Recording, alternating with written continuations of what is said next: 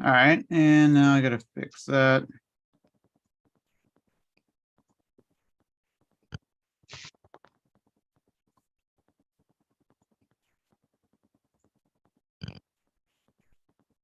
Okay, so it started. I'm just sharing this stuff now. That break, Doug? What? Your Zoom crash or something? Oh, I hit the wrong button. It was my fault, not yours. Ah, okay.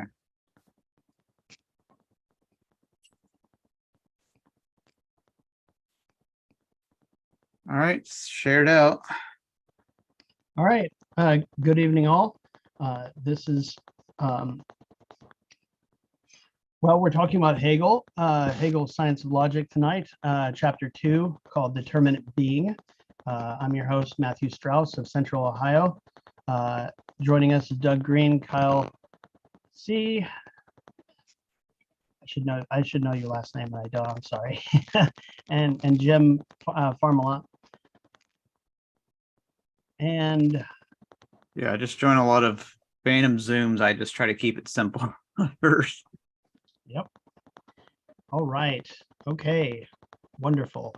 So I'm going to go ahead and lead off talking about determinate being. There's a lot to talk about, even in the short span of pages that we're covering. We're covering up until section B of finitude. And so Hegel starts off with a summary of what determinate being is, and I'm not going to spend much time on it other than to read it out. That it has three parts: determinate being as such, something and other, and finitude, and qualitative infinity. The only things we're going to be talking about tonight in detail is determinate being as such, which sounds pretty simple, but it has quite a few pieces of it. So determinate being as such, what does it consist of?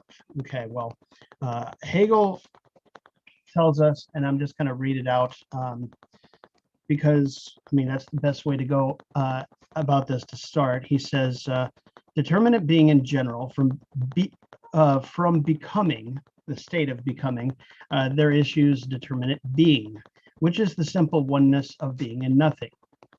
Because of this oneness, it has the form of immediacy. Its mediation, becoming, lies behind it.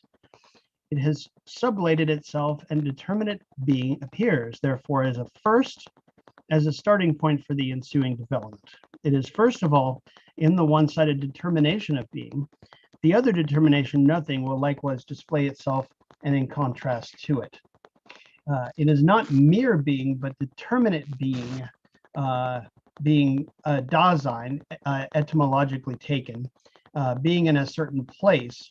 But the idea of space is irrelevant here, so Hegel claims.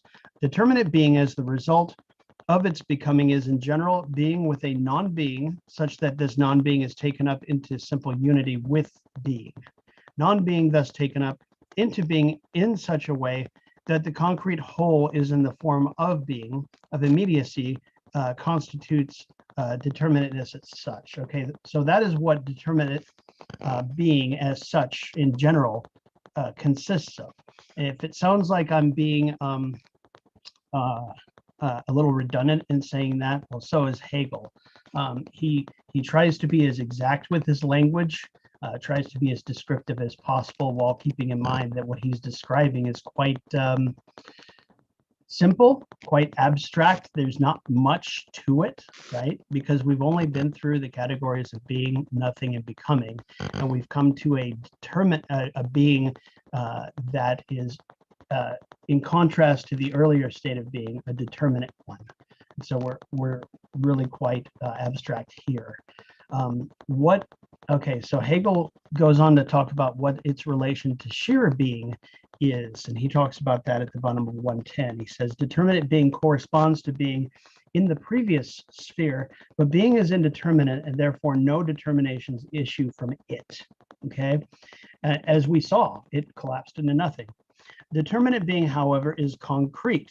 Consequently, a number of determinations, distinct relations of its moments, make their appearances in it. Okay, now after this, and actually just before this section, Hegel talks about how to read his own logic, and more importantly, how to reason speculatively. And you'll find this on page 110 in the A.V. Miller.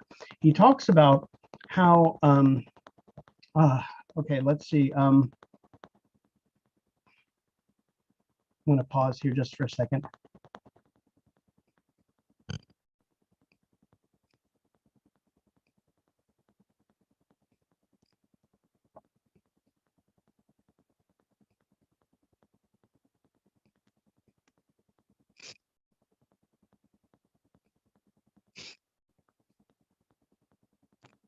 Okay, so Hegel says so he says only that which is posited in a notion or a category is what he means. And we've only had a few so far. Belongs in the dialectical development of that notion and its content. So that is very specifically part of the speculative reasoning, the logic, the internal is it innate or I forget the right word, but the internal development of the logic, whereby the only thing that determines it is itself, right? On the other hand, there's the stuff that is not posited, but is for us in our reflection about it, okay? And the thing to understand about this when reading Hegel's logic is that, especially at the beginning, there's not a whole lot to talk about, and you can talk about being and nothing and becoming as such, as abstractly as he starts with the sentence fragments. But the problem is the discussion starts to break down fairly quickly because, again, there's not much to talk about. And so you have to start breaking out what this is in relation to what we normally think of as being nothing and becoming, for example, within common sense, within our everyday lives. Those versions of those words don't correspond to what he means logically in the internal development. And so he spends quite a bit of time in chapter 1 breaking out the difference between the two and trying to settle that score. And here on 110, he gets even more specific, telling you that as you read, you're going to have to follow him in the logical argument, as well as his commentary on it, which is interspersed. He doesn't separate the two very easily. A lot of the commentary is subjected to remarks after categories, so that breakout's pretty easy.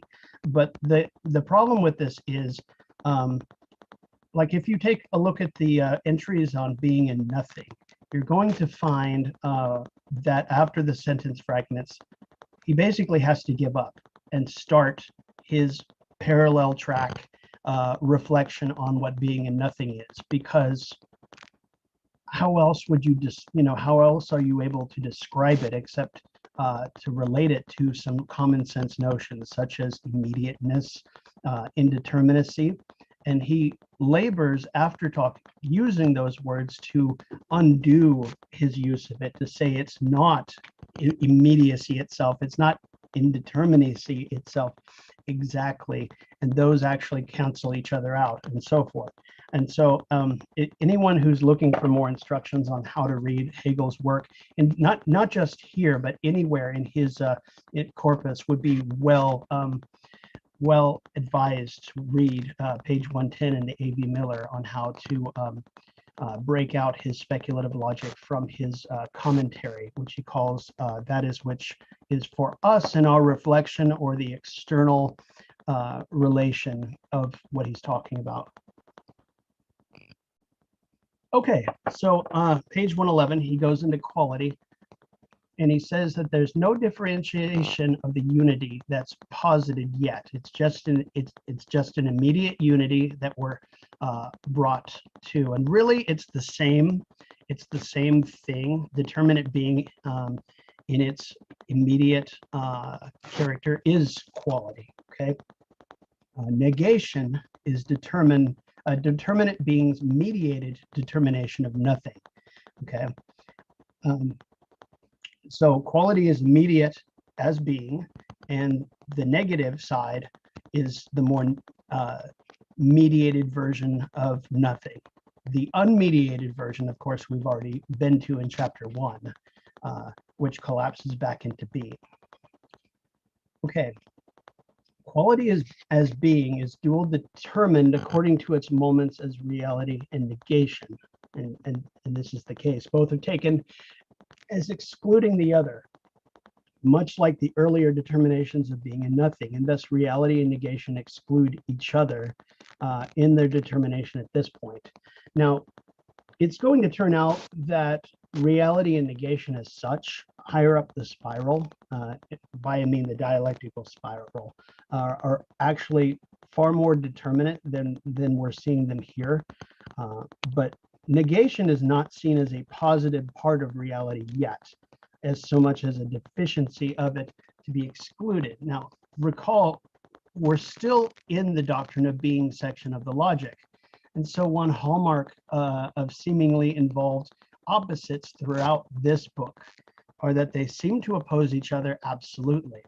The conclusion of the logic will, of course, disclose that this is not really the reality of it, that they do involve each other in their mutual change and mutation, each other in their, But again, this section is a proof also of Kant's antinomies as a delusion, as a fantasy, and basically is a mistake. So if you have a friend out there, and I know some of you do, who say that Kant was a mistake, well, the entirety of the doctrine of being is the proof that shows that Kant's work, at least in terms of the antinomies and their rigid separation, was a critical mistake in philosophy. Okay, I'm just going to keep going. There's a lot to cover, but I'm going to try to cover a little faster.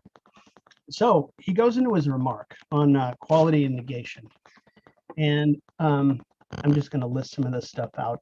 Realism and empiricism is briefly contrasted to idealism, with Hegel remarking that taking either for the absolute is the one-sided untruth of both. He also clarifies that neither reflects true things as that either reflect true things, and they do, as long as they're not taken for the absolute. Okay.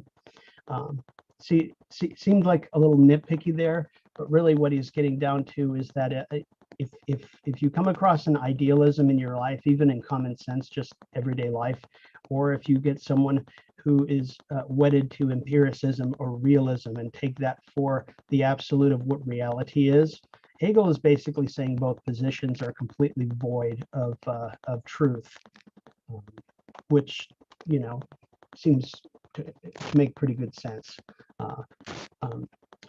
Hegel takes a detour into the former metaphysical conception of God to demonstrate that its content amounts to an indeterminate nothing, as opposed to the infinite reality it was supposed to reflect. God is supposed to be all realities, all combination of realities with no negation involved. The problem is that negation is throughout reality, as he shows, you know, even in chapter 1.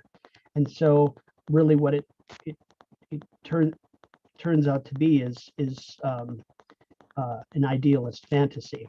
And he does this by simply recapitulating his earlier arguments about what determinate being consists of. Determinateness is negation posited as affirmative, and he's quoting Spinoza here, omnis determinatio est negatio. All determination is negative. He discusses Spinoza and his substance as unity of being and thought. He discusses the individual, and I believe, I've been through this section like 5 times, but I believe he discusses individual as a category of the syllogism, not the person who's an individual. So it's an element in thought, in argumentation, not an individual person. And he clarifies quality a little bit more. We could talk about that later. Finally, he ends up on something, and that's C on page 114. The distinctions in determinate being are reality and negation, and their sublation means that they are not reversed but consist of it. There's a quote. Let's see, what is there for? 115. What is it? Hang on just a second, sorry.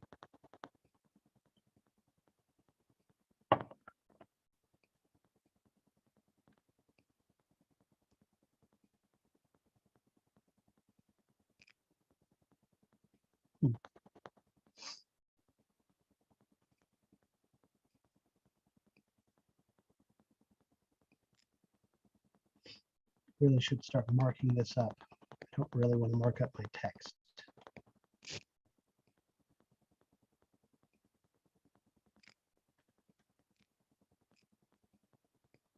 Anyone has the PDF? Can you like search on page 115? What is there for? I don't know if you'll find it. I found it with my eyes. It's there you second go. paragraph. Yes, thanks. What is therefore in fact present is determinate being in general, distinction in it, and sublation of this distinction. Determinate being not as devoid of distinction as at first, but as again equal to itself through sublation of the distinction. The simple oneness of determinate being resulting from this sublation. And so we already have movement. We haven't barely touched something, and we've moved from the product of becoming to a better articulation of what determinate being has internally in terms of determinations inside it, right? The determinations of being and nothing came to nothing, really, quite literally. And they chased each other until their actions became the next category, becoming, and becoming itself became what it was to become. And in that becoming, it became something. I'm not saying the category something, but it became something that had characteristics that included the moments we've already looked at, but in a far more sophisticated mode. I want to say, let's see here. Determinate being is in its full articulation of immediacy, distinction, and sublation of that distinction turns out to be being within self, a determinate being, a something. Something, and here's the big one for all you Marxists. Something is the first negation of negation, as simple self-relation in the form of being. Okay, if you're taking notes, just remember that whenever you hear Marxist commentary about negation of negation, really what he's talking about is self-relation. Okay, there's self, there's relation, but self-relation is the self-movement of whatever you're talking about, and everything moves within reality because we live in a moving, changing, time-based reality. Okay, so 5 o'clock becomes 5:01. Your baby grows up to be, a football star, right? And so things move, but they're also the same thing, but they're not. So, and he says, and this section is kind of confusing a little bit. I had to read it a couple times, but he says, determinate being, life, thought, and God determine themselves to be what they are. Being, life, thought, and God as mere generalities give no clue as to the content of themselves in the way that the determinations themselves do. Okay, so if you're looking for the details of how these things are determined and determine themselves, then read on. The first negation of the negation is only the beginning of determinate something, a determination that is concrete and yet the most abstract form of the first concrete determination. It must be held apart from the first negation, as that is strictly indeterminate. So we all know the first negation, as negation, is, strictly, well, I mean, it was in chapter 1, so excuse me. Hegel next discusses where self-mediation is present. And remember, mediation is present in every category on the timeline, from the beginning all the way until absolute idea. There's nothing on heaven and earth that does not contain both immediacy as well as mediation. And so that's part of it. But here we can see the movement and what it creates in several subjects, and he names them. You can see self-mediation in becoming. You can see it in something. You can see it in being for self, and you can see it in subject, which is all the way up in the Subjective Logic, book 3. Mediation with self is posited in something for the first time. Okay, it is as such not yet posited in becoming, I believe. Something other are articulated before the discussion moves to finitude. And that's where I'm going to stop, because that is the limit of what we're talking about. But getting into the details in the discussion is what I think we're going to look into next. Stack is open. Thank you very much.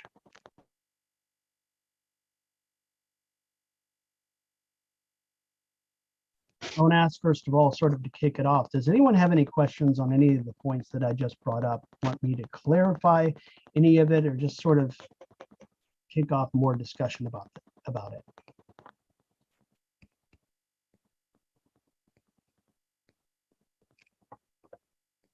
I know you have questions.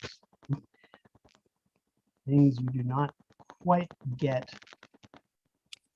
I think it's the thing. I didn't get so much of it. I'm like, okay, what? Start over? That wouldn't be fair.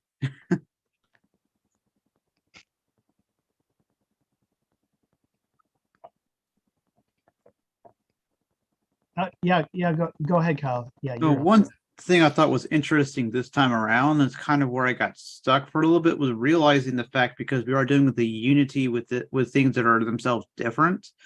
In some ways, as we move forward, when it went from determination to quality, it kind of felt like it was an identity, but at the same time, it realizing itself is also negation at the same time, right? Because it's the unity, essentially unity of opposites, which is not really, I don't know if that's fairly appropriate yet, but it kind of is interesting in the way the interplay that does seem to happen, where the negation process itself really does stem from also viewing the same unity from the second perspective, which is only a second perspective right now, because there's only two things here, which is being the not.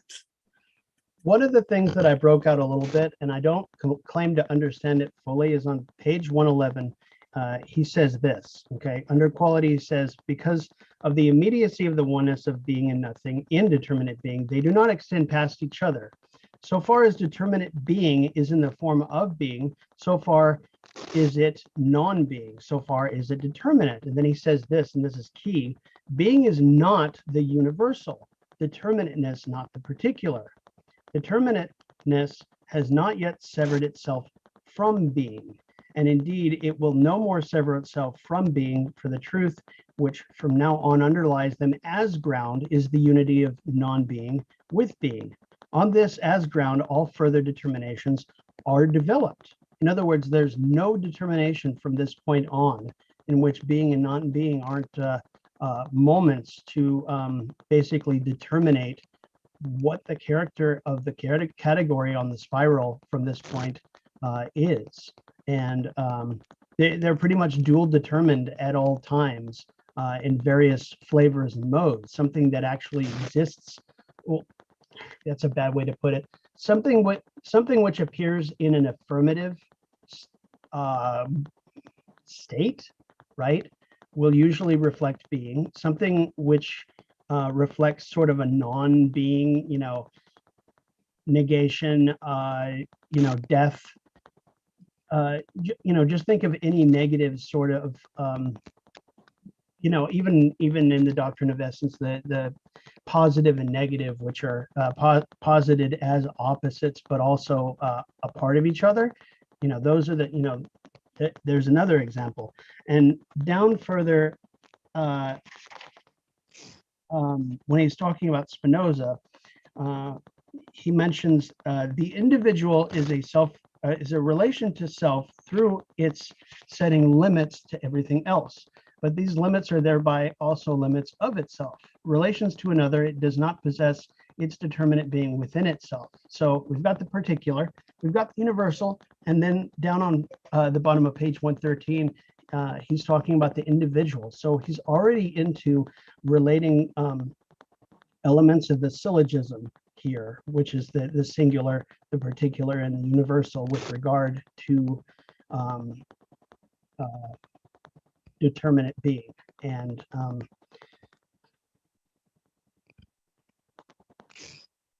mean, I get it, but also I'm also having trouble figuring out exactly what it all means, because when he says being is not the universal and determinateness not the particular, I'm not entirely sure what it means. Feels like it's more of a not yet kind of thing almost. Yeah, at this stage, being is not the universal, for one thing, because it doesn't encompass everything that being encompasses in the state. And even my saying that might be erroneous, I don't know. Yeah. But just being able to play around a little bit of this,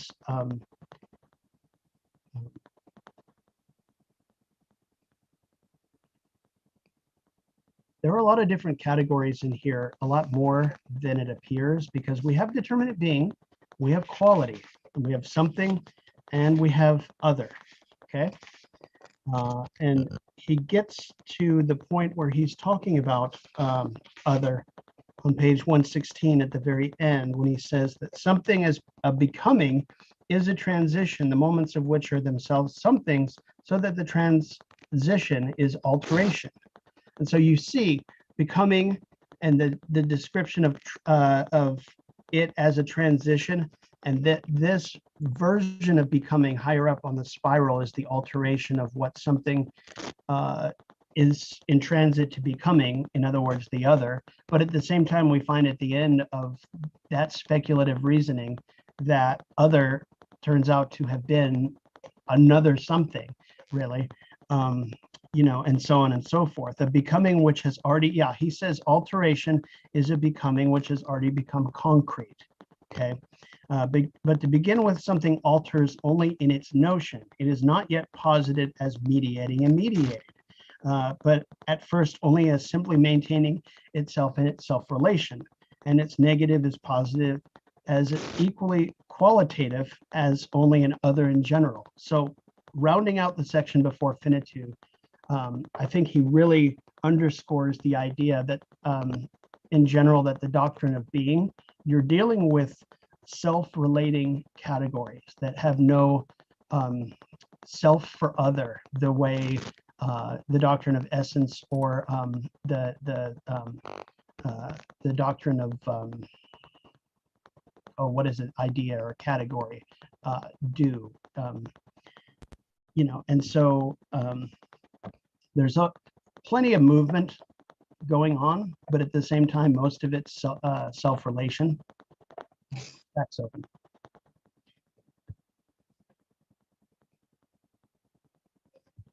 It's very difficult to talk about this at this point, as I recall from reading the Encyclopedia Logic. There's only so much you can actually break out from his treatment of it. And the most exciting parts, honestly, I find, are the ones in which he gives you instructions on how to read the book, commentary on previous philosophies like Spinoza and his thought and being in unity.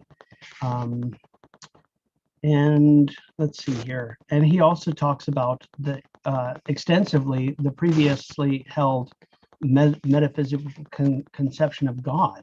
And why does he keep harping on this? He's harping on it because historically, many people in philosophical and especially, in religious circles, still at that time still subscribed to the idea of the metaphysical conception of God as laid out by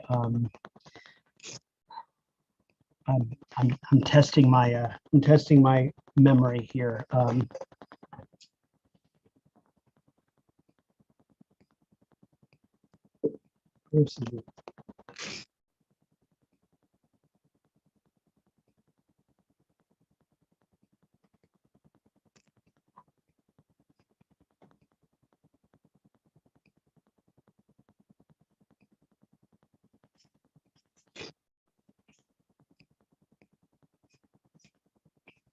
Yeah, I don't know.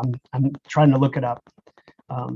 So someone or a few someones came up with a proof or proofs for the existence Yeah. of God. They He's like basically, Saint Anselm, Augustine, Aquinas, there it is. Yeah. especially Aquinas. Aquinas has 5 ways of proving the existence of God. And I mean, all they really boiled down to is, all they really boiled down to in a single sentence is they tried to derive the reality of God from the categories we use to refer to God, which is a problem, of course, if you really look at it, because at the end of the day, the only kind of God that is a man-made God through our language and our articulation, nothing more, right? It's not derived from actual reality. It's just sort of like word games to make you think that the categories wouldn't exist unless God did. You see that? You see that little sophism they use? You know, we wouldn't even be able to talk about God if he didn't exist. Okay, well, that's a nice trick, but doesn't really prove anything from actual reality. Spinoza gets far closer to proving that God exists by equating God with something much more concrete, in other words, nature, than any of those theologians ever did. Well, I'll just dissent and say Spinoza gets closer to disproving God by just using the word nature instead. This is not a Christian or some kind of supernatural God. This is a rational, ordered universe. If you want to call that God, fine, but you have to understand we're not talking at that point about the God in the Bible or the Quran or whatever your holy text is. Well, in scholastic philosophy, it was always a tension between the metaphysical God and the God of the Bible. I mean, they wanted to say that the two are the same thing, but they never really were able to demonstrate that. And when you get the early modern era, Pascal said he believed in the God of Abraham, Isaac, and Jacob, but not in the God of the philosophers. So by the time you get in the modern era, people are taking a second look at this and saying, well, this doesn't necessarily make sense. So you could either go in the tradition in the direction of Pascal went, embrace the God of faith and throw aside the metaphysical God. Or you could go like Spinoza does, take the metaphysical God and throw away the God of religion. Excellent.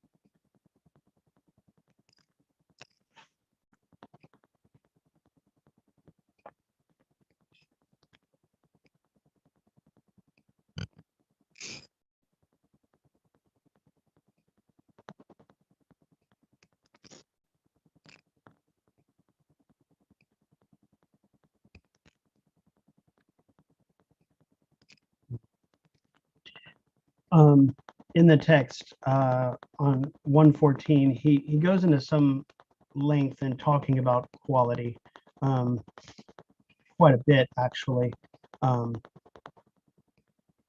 He defines it earlier in the section in terms of the previous determinations and how they make up what determinate being as quality is.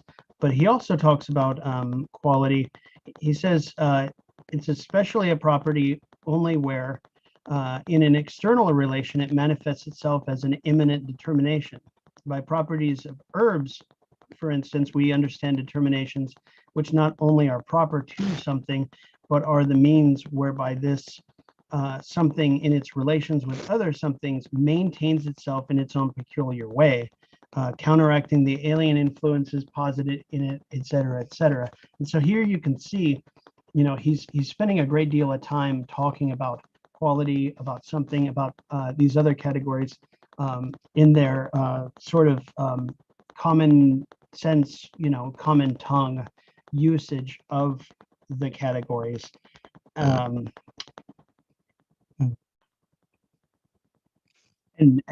why that turns out to be the case. The biggest explanation, of course, is that these are such basic determinations that, of course, they made it into the language as such, right? What else would be there, right? To be able to talk about, these themes. Let's see here.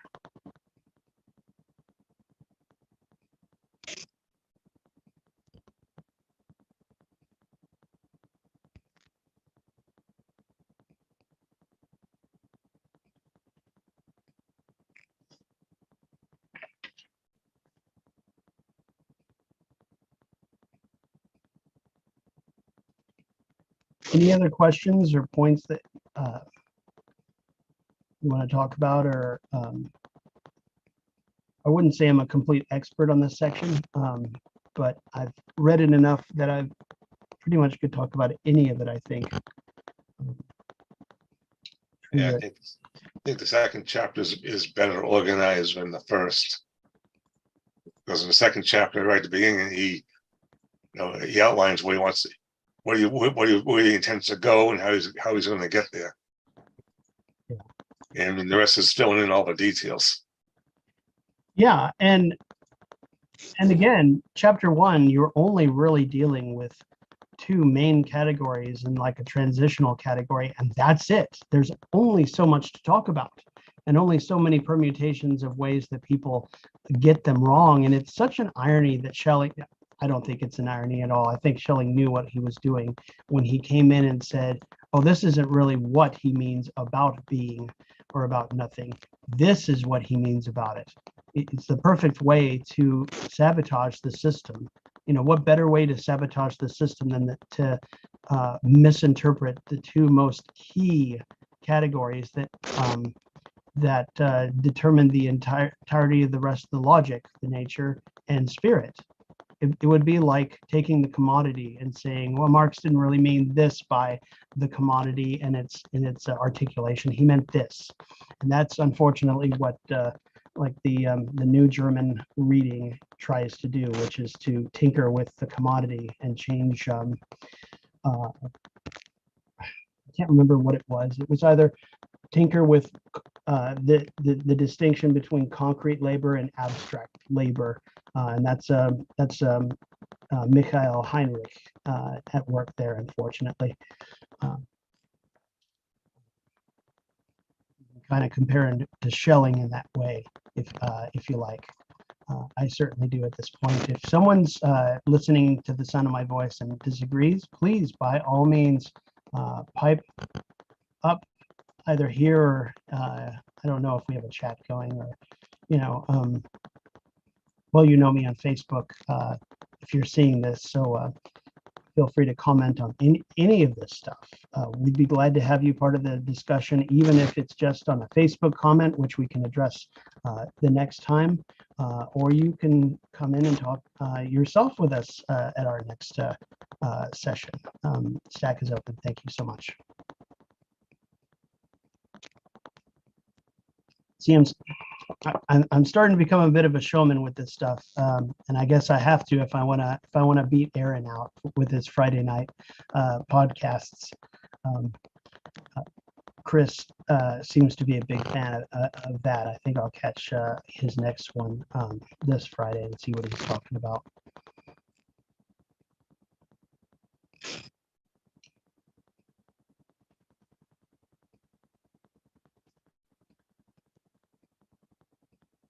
I feel like I should keep talking, but I don't have anything really to say for a second.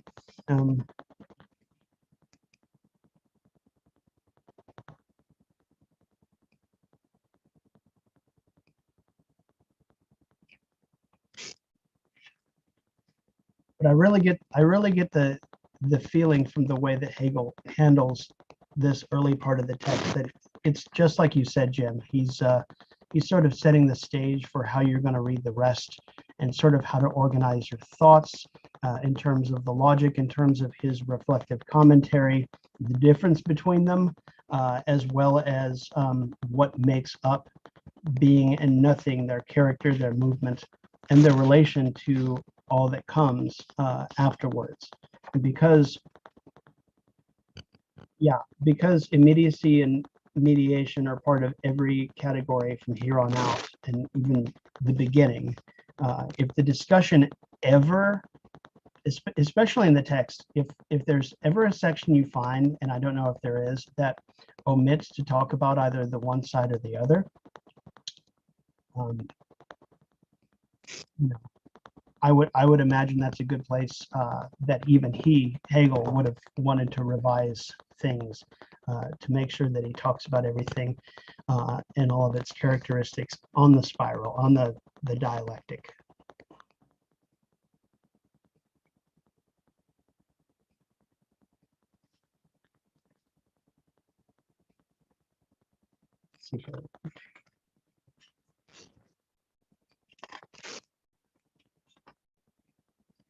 So this covered 8 pages, and I know it doesn't sound like much, and it means that we're probably going to be going quite slow for a little while, but that was actually more than enough to fill out a good hour worth of discussion.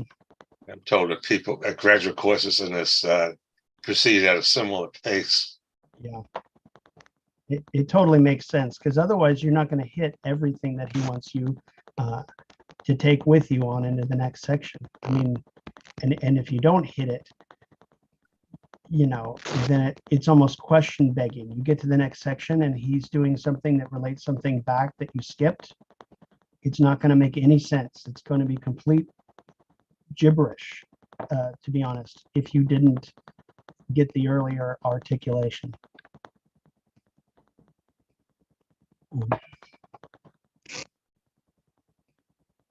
Kyle and I are in a Saturday group with Alex Steinberg, and he's already sort of proposed to go through the logic in what, 8 or 9 classes, and sort of hit the highlights. And I don't doubt, you know, him being a teacher of Hegel, that he can do it to a great extent.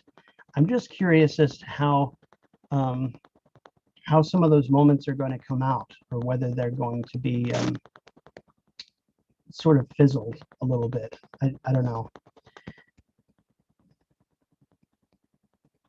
And the thing I worry about the most is that sort of the bird's eye view of handling this book and the rest of Hegel's work, is that something Harrison told me a while back. He said that there comes a time when the book ends and you know what the result is, as well as its relation to all the other categories before it. And so you have a big picture view, right? And so you can draw conclusions and determinations based on the whole, right? But the problem is, of course, that when you're reading the book, even for the 100th time, the logical argument itself does not change, okay? Just because Hegel's system determines that history and social relations are very much key manifestations of reality that are filled out with all of these, doesn't mean that you can read into these early determinations those later determinations, because that would completely derail the entire train. You would disprove, and I've heard this argument made in books by people on Hegel as well as Marx. Okay, we've read all of Marx, we've read all of Hegel, whichever whichever community you're talking about, and they say they claim that Hegel disproves himself. The problem with this is, of course, is that they're trying to make exactly such an argument. They're trying to argue that the result of Hegel disproves the use of his logic, speculative reasoning to get where you're going. The problem with that is that they negate their own position right out of the starting gate, because if Hegel disproves his system, then the result you were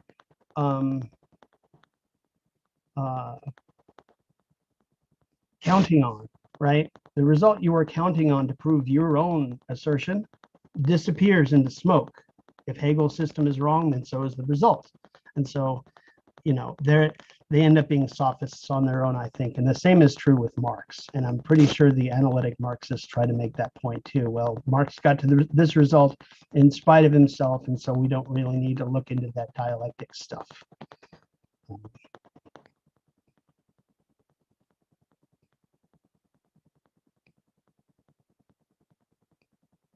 Got about 12 more minutes on the broadcast. At this point, free for all. Questions, comments, concerns?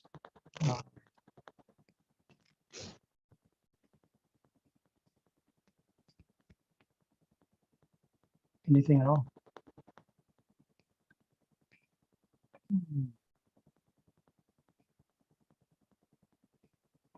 Doug, I noticed that you finished in its entirety Houlgate's commentary on the first two chapters. That is no mean feat. I've not even managed to get all the way through it because I end up slowing down on every sentence in the commentary. So how did you It took find me it? close to a year, so it's not like. And I realize I probably have to read it again, so. That's completely normal. I'm on my second or third read on some sections and my first read on others. I'm not further in the commentary than I think something.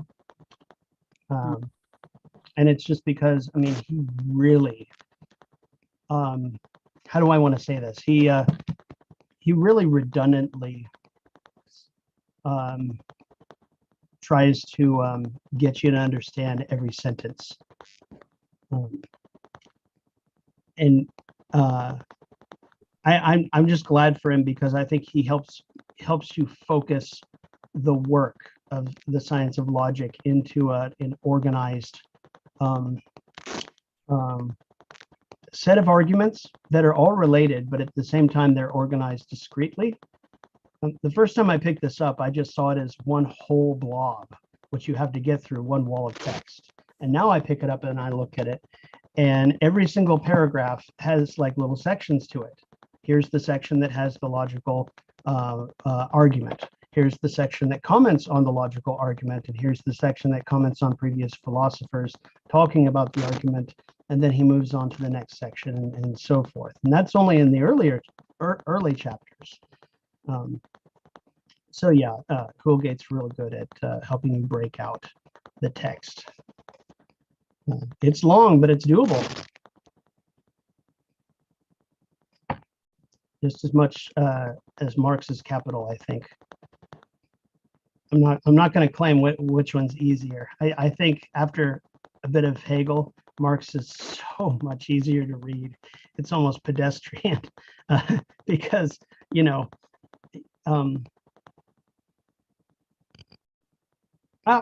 this is one other thing I wanted to talk about. I mentioned earlier in the broadcast that so you do get to the end of the book, and so you get to see the result. If you look at what Marx does with his speculative reasoning and his dialectic, Marx knows just as well as Hegel that reality exists prior to all the arguments that he's going to make. Okay, and so capitalism exists. We live in the mode of production in which you go to work for wages, and the people who employ you take part of your daily work and turn it into value, which they don't give you any money for, right? And that is the case from the advent of capitalism all the way until today. And so when reading Capital, you finally come to the end and you see the bigger picture. At the end of Hegel's logic, you get to the absolute idea, which will turn out to be nature itself, because anything less than nature in concrete reality is an underdetermination, which is what this entire book turns out to be in relation to nature. And spirit, in its own turn, is not going to say the word overdetermination, but nature is an underdetermination of spirit and so forth. And so, you know, what this means in breaking out the arguments is that this is at heart a purely logical argument, which is not a historical one, and you cannot mistake it for such, or you're going to get lost.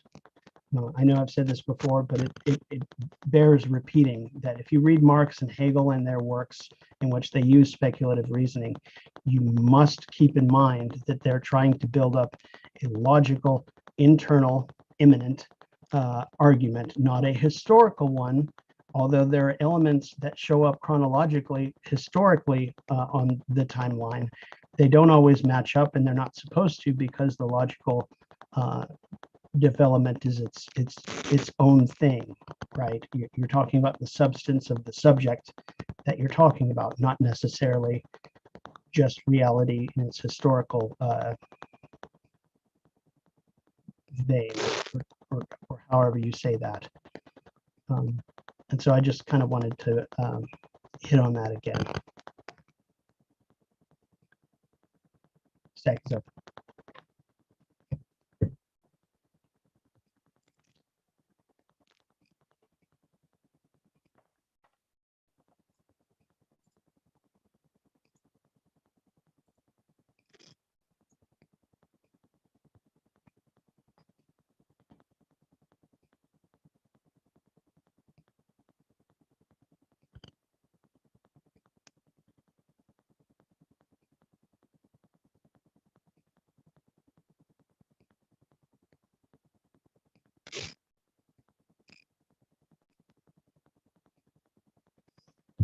We have 5 minutes left. In this format, we don't really do a news roundup as such, mostly because there's only an hour and a lot of material to go through. And I would mention, you know, how about them Bengals, but I don't follow the Bengals or anything else really. I mostly follow this, Marx, and a couple other things. So anyone know anything about the news today? Maybe one or two items that you saw?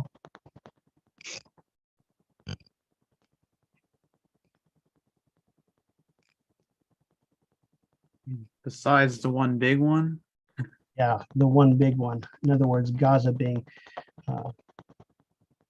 bombed into the ground. I don't know. I was about to listen to a podcast went over Alex Jones's interpretation of the whole thing. Well, I mean, the podcast is going over him, so. Yes. Knowledge. Yeah, I know what you're talking about. Yeah. Yeah, they had a very good commentary on the whole thing before going into the start of it. Yeah.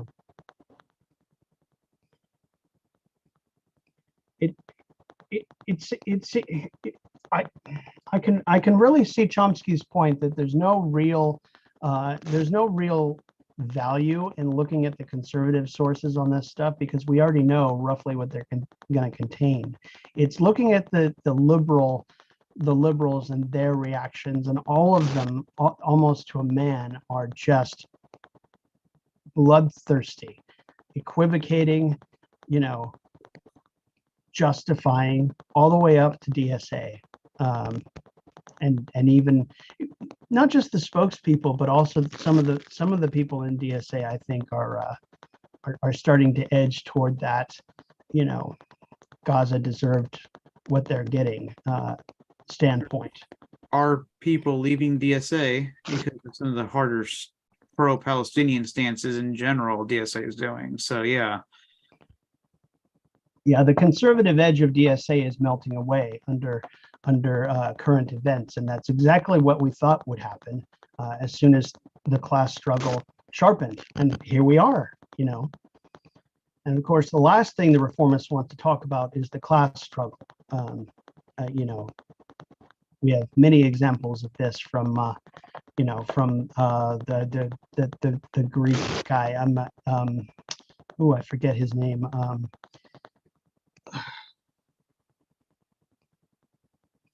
Sorry, mid-70s, Poulantzas, yeah, all the way up until Norman Jarras or Garras in '89 with his treatise on morality in '89, in the Socialist Register, no less. It's been downhill for a long time from the '60s, '70s position it was in with Deutscher all the way up until today. Unfortunately, it's more a creature of the reformist left. I would almost say I wouldn't quite say pro-imperialist, but maybe I should. The authors of Empire came up in the Socialist Register as well as writers. They were quite popular. We have 2 minutes left. Does anyone have anything more about determinate being? If not, I just want to give the reading assignment for everybody to hear for next week. We're going to be talking about pages 116, which covers finitude. We're going to go through something and an other. And that goes for a good 3 sections. And then B, determination, constitution, and limit. And that goes through 1, 2, and 3 sections again, including an alpha, beta, gamma section. And it looks like we're going to end up with finitude itself, which itself has an alpha and a beta and a remark. And what I'm proposing is that we go from pages 116 through 129. That doesn't even actually get to finitude, even though we are under finitude, right? Isn't that kind of funny? But at the same time, it's literally like 12 pages of involved reading. Does anyone think we should get past 129 and do up to the remark on 133? We can do that. Yeah, let's call it 116 to 133. If you don't make it, that's all right. We can split off past that, but that at least gets to the remark.